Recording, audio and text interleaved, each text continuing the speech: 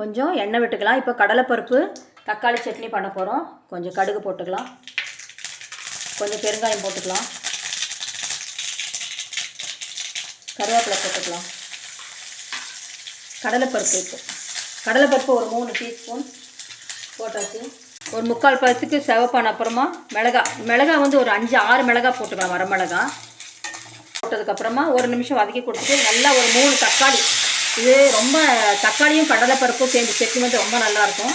இதை வந்து நல்லா வதக்கிடலாம். இப்போ ஓரளவுக்கு 3 பழத்துக்கு வெந்தால் போதும். உப்பு போட்டுக்கலாம், கொஞ்சம் கோகனட் போட்டுக்கலாம்.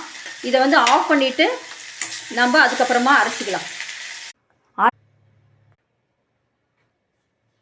கடலைப்பருப்பு மிளகாய் தக்காளி சூப்பராக இருக்கும் இந்த சட்னி. வறுத்து அரைச்சிருங்க. இந்த தோசைக்கு ரொம்ப சூட் ஆகும். இட்லி தோசைக்கு ரொம்ப நல்லாயிருக்கும். ட்ரை பண்ணி பாருங்கள். தேங்க்யூ.